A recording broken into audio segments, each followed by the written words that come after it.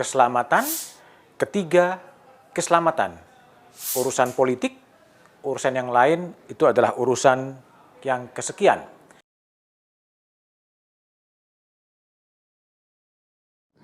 Kita menghadapi gelombang baru peningkatan kasus COVID setelah musim libur Lebaran bulan lalu.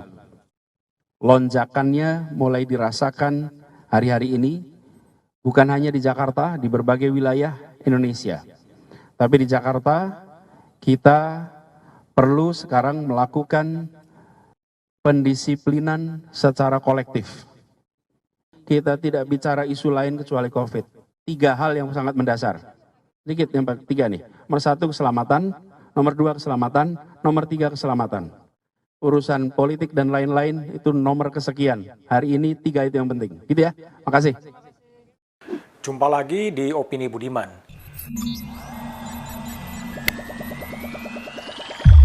Video berdurasi 12 menit itu beredar luas. Isinya penjelasan Gubernur Jakarta Anies Baswedan soal kegentingan COVID di Jakarta. Di akhir video, Anies menegaskan, dalam situasi sekarang yang paling penting adalah pertama, keselamatan, kedua, keselamatan, ketiga, keselamatan. Urusan politik, urusan yang lain itu adalah urusan yang kesekian. Jawaban Anies tepat.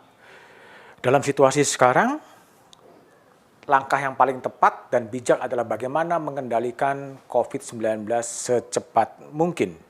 Keselamatan rakyat memang yang utama. Itulah yang berulang kali disampaikan oleh Presiden Joko Widodo bahwa keselamatan rakyat adalah hukum tertinggi. Kutipan itu berasal dari filsuf kebangsaan Italia Cicero. Bukan pula saat yang tepat untuk saling menyalahkan, saling mengecam. Justru yang paling dibutuhkan sekarang ini adalah sikap untuk membantu sesama. Ledakan penularan COVID-19 tak bisa dilepaskan dengan tidak ditaatinya imbauan pemerintah untuk mudik lebaran. Memang pemerintah juga mempunyai kelemahan karena kadang-kadang pesan-pesannya tidak konsisten.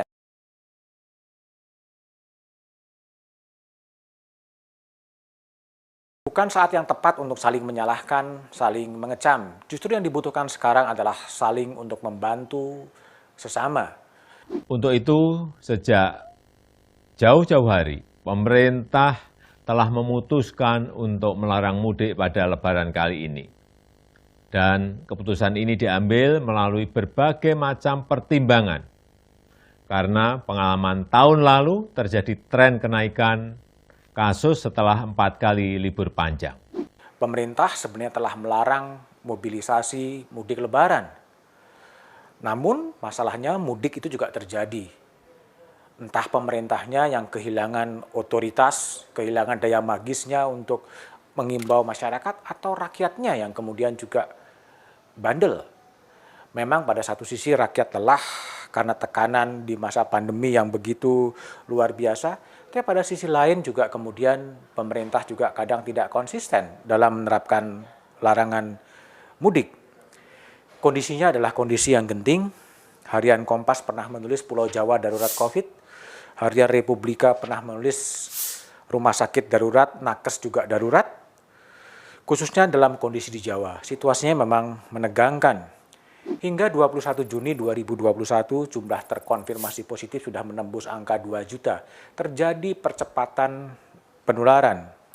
Di tengah kegentingan COVID-19, sayangnya masih ada juga sekelompok orang yang justru mewacanakan bagaimana perpanjangan masa jabatan presiden menjadi 3 periode. Wacana itu tidak tepat dan tidak berempati. Bolak-balik, ya sikap saya nggak berubah. Janganlah membuat kegaduhan baru. Kita saat ini tengah fokus pada penanganan pandemi, dan saya tegaskan, saya tidak ada niat, tidak ada juga berminat menjadi presiden 3 periode. Konstitusi mengamanahkan 2 periode. Itu yang harus yang harus kita jaga bersama-sama. Begitu tega melempar wacana perpanjangan kekuasaan, kendati pun Presiden Joko Widodo sudah menolak, tetapi itu mengganggu ruang publik yang sedang genting dengan kasus COVID. Kini saatnya moratorium politik, meninggalkan politik kekuasaan, melepaskan sejenak musim politik kekuasaan dan digantikan dengan politik kemanusiaan atau politik kebangsaan.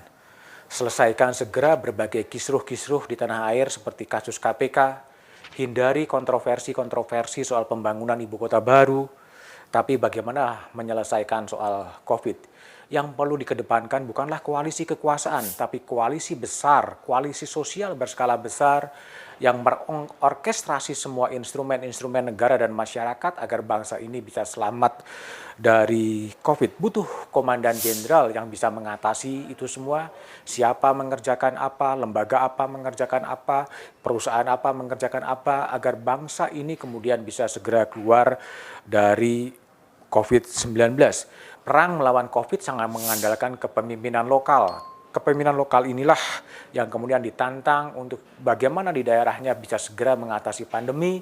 Itulah ujian dan itulah modal sosial ketika pemimpin-pemimpin lokal itu ingin berpacu, ingin bersaing dalam pemilihan presiden.